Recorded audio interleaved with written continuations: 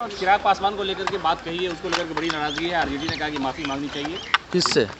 दलितों का अपमान है इस तरह की भाषा। मांझी जी क्या थे जिनके सीट पे वो नहीं गए, चिराग पासवान जी? तो मांझी जी क्या है? मांझी जी भी दलित हैं। उनकी बहू चुनाव लड़ रही थी और वहाँ पर आपने देखा कि किस तरीके से जो है आपको एक व्यक्ति वहाँ से गायब दिखाई दिए। तो जो भी होता है, गठबंधन धर्म आपको ये कहता है कि पिक एंड चूज पॉलिसी नहीं होती है गठबंधन धर्म में। मर्दों की तरह गठबंधन होता है कि हम या फिर इस पार हैं या उस पार हैं, इधर जाएंगे और उधर नहीं जाएंगे, उधर जाएंगे और इधर नहीं जाएंगे। ये गठबंधन धर्म नहीं होता है और उनको समझना चाहिए। अगर वो गठबंधन में है तो स्पष्ट रूप से दिखाएं कि वो गठबंधन में हैं और बताएं, उनका स्वागत होगा। लेकिन अगर वो पिक एंड चूज की पॉलिसी चूज करते हैं, मांझी जी क्या है? दलित नहीं है? उनके सीट पे काहे नहीं गए थे चिराग पासवान?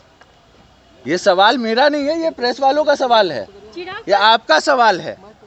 हाँ, और ये सवाल पूरे बिहार का है, ये गठबंधन का सवाल है। चिराग पासवान का संगीन आरोप में सीएम नीतीश की कृपा से बाहर आए। अरे चिराग पासवान जी को याद रखना चाहिए कि उनके पिताजी और मेरे पिताजी के कितने मधुर रिश्ते थे।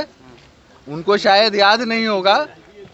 हाँ, उनको याद रखना चाहिए। और मेरे पिताजी ने एक सवाल किया था, एक ऐसा सवाल किया था जो गठबंधन में रहते हुए उन्होंने उचित समझा ये सवाल करना है। क्या बोला था मेरे पिताजी ने? यही बोला था कि अगर आप गठबंधन में हैं तो स्पष्ट कीजिए, अगर आप पिक एंड चूज की पॉलिसी मत कीजिए। आज इधर जा रहे हैं, कल उधर जा रहे हैं, मांझी जी के यहाँ नहीं जाएंगे, आनंद मोहन जी के यहाँ नहीं जाएंगे। हम भी तो गठबंधन में थे ना, हम तो ये सरकार बचाए हुए हैं।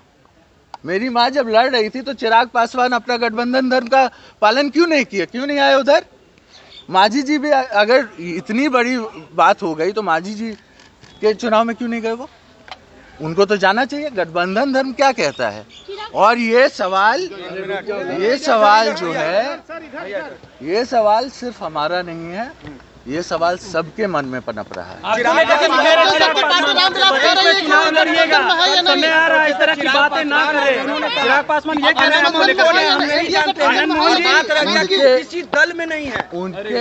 हाँ, तो ये तो इसका जवाब तो अभी हम दे ही ना दिए। नहीं, चेतनानंद जी सवाल ये है, आप पे भी उठा रहे, कह रहे 25 में आपको भी चुनाव लड़ना है। तो हम किसी के गिदर भपकी से नहीं डरते हैं, उनको भी चुनाव लड़ना होता है। वैसा जो जहाँ से वो चुनाव लड़ के आ रहे हैं, क्या हम कोई ऐसा नहीं है कि हम कोई मुर्दा कौम के नेता हैं। आनंद मोहन जी एक जिंदा कौम के नेता हैं, है ना। गिदर भपकी से हम लोग डरते नहीं हैं।